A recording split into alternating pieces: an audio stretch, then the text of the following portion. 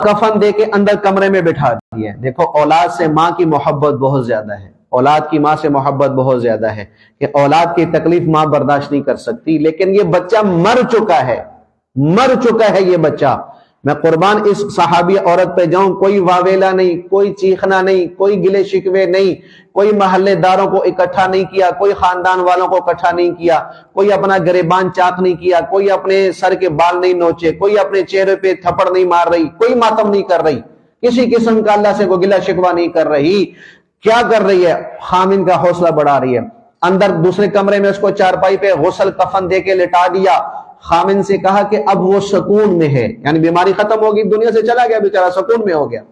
تو خیر اس نے خامن کی خدمت کی, اس کو کھانا پیش کیا, کھانا پیش کرنے کے بعد اس کے آرام کے لیے بستر لٹایا, رات کو دونوں کی آپس میں ملاپ ہوا. صبح جا کر پھر یہ بیوی خامن کو کہہ رہی ہے کہ اے میرے سرتاج, اگر آپ کو کوئی امانت دے پھر وہ واپس مانگے تو واپس کرنی چاہیے کہ نہیں چاہیے؟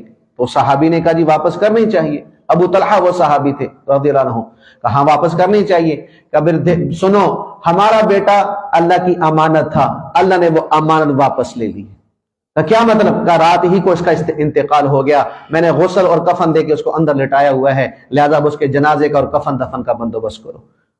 کتنا بڑا حوصلہ ہوگا اس عورت کا, یعنی موت کی خبر خامن کو نہیں دے رہی, بچے کے مرنے کی خبر خامن کو نہیں دے رہی کہ میرا خامن سفر سے تھکا ہرا آ رہا ہے, پتہ نہیں کس کیفیت میں ہوگا اور میں اس کو گھر میں ڈال کر مزید پریشانی میں ڈال دوں. نہیں, تو یہ خود اس نے برداشت کر لیا. کتنا بڑا حوصلہ ہوگا اس عورت کا. تو خیر ابو طلحہ بڑے عجیب ناراض ہوئے, اللہ کے نبی علیہ السلام کے پاس چلے گئے کہ یا رسول اللہ صلی اللہ علیہ وسلم, میری بیوی نے میرے ساتھ رات یہ معاملہ کیا کہ میرے بچے کے مرنے کی خبر مجھ سے چھپائی رکھی.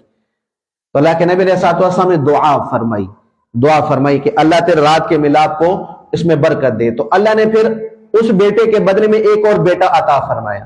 اس بیٹے کے آگے 9 بیٹے ہوئے اور 9 کے 9 قرآن کے حافظ بنے. 9 کے 9 قرآن کے حافظ بنے. کس بنیاد پر؟ اس عورت کے صبر کی بنیاد پر کہ اس نے خامن کو پریشان کرنے کے لیے جملہ نہیں کیا, خود سہ لیا, خود اپنے دل پر پتھر رکھ لیا اور خود صبر کا گھونٹ پی لیا, خامن کو پریشان نہ کیا. اس صبر کا اجر یہ ملا کہ اللہ نے اس کی نسلوں میں قرآن کے عالم اور حافظ کو پیدا فرمایا.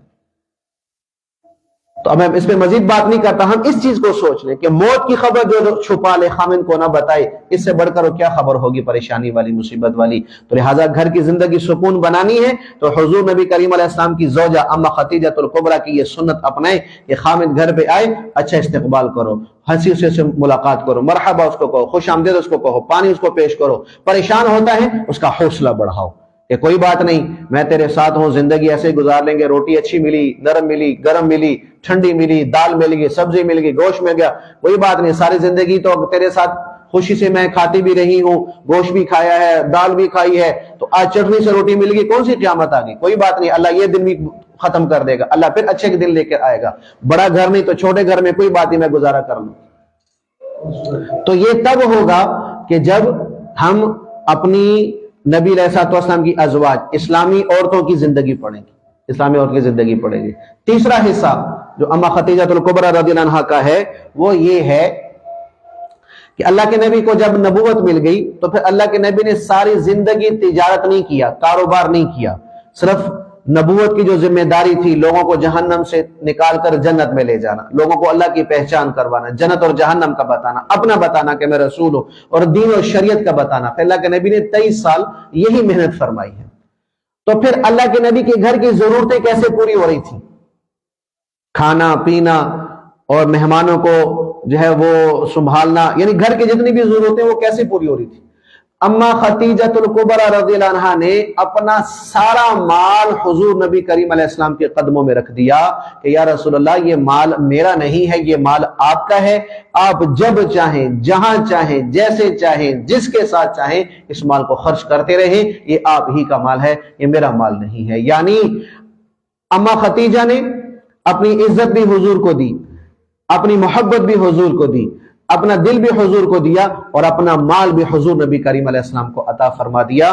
تو اس پہلو سے ہمیں یہ سبق ملتا ہے کہ اگر کسی بنیاد پر خامن پر حالات آ جائیں اور بیوی کے پاس نقد پیسے ہو، نقد نہیں ہے، کوئی سونا ہے، کوئی چاندی ہے یا کوئی قیمتی چیز ہے، اگر وہ خامن کے لیے بیچ دے تو اس میں خامن کو تانا نہ دے، خامن کو جو ہے وہ آر نہ دلائے، خامن کی بدخوئیاں نہ بیان کرے، خامن کے ساتھ برا سلوک نہ کرے کہ تو میرے پیسوں سے پد رہا ہے، تیرے پاس تو کچھ بھی نہیں، یہ سارا گھر کا نظام تو میں نے چلایا ہوا ہے، تیرے پاس کچھ نہیں، تو عجیب مرد ہے، گھر میں پڑا رہتا ہے، کچھ کام کاج کرتا نہیں ہے، گھر کا نظام تو میں چلا رہی ہوں۔ نہیں میری ماں اور بہنوں، جیسے خامن کا حق ہے گھر کا نظام چلانا، اس کے پاس اسباب نہیں ہے، آپ کے پاس اسباب ہیں، تو آپ ہمت کریں، آپ خامن کا سہارا بنے، آپ گھر کا سہارا بنے، آپ اولاد کا سہارا بنے۔ نتیجہ کیا ہوگا؟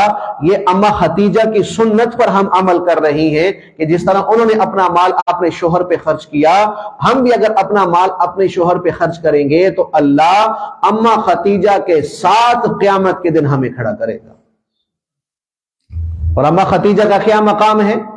حضور نبی کریم علیہ السلام گھر میں تشریف فرما، حضرت جبرائیل صلی اللہ علیہ وسلم تشریف لے آئے، فرمایا یا رسول اللہ یہ خدیجہ آپ کی بیوی آ رہی ہیں، ان کے ہاتھ میں تھال پلیٹ ہے، اس میں سالن ہے یا پانی ہے۔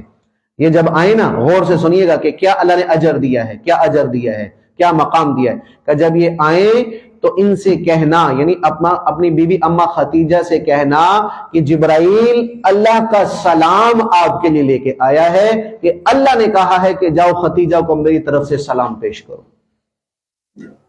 کتنی بڑی عزت ہے۔ کون سلام پیش کر رہا ہے؟ صرف 2 سیکنڈ کے لیے سوچیں، اللہ سلام پیش کر رہا ہے، نبی کو نہیں، رسول کو نہیں، ایک امتی کو، وہ بھی عورت ذات کو، اس کو سلام پیش کیا جا رہا ہے اللہ کی طرف سے۔ پھر فرمایا کہ ان کو خوشخبری دے دیں کہ اللہ نے ان کے لیے سفید موتی کا ایک بہت بڑا گھر جنت میں بنا دیا ہے، اور یہ جنت میں بھی آپ کی بیوی ہوں گی، دنیا میں بھی بیوی، جنت میں بھی بیوی۔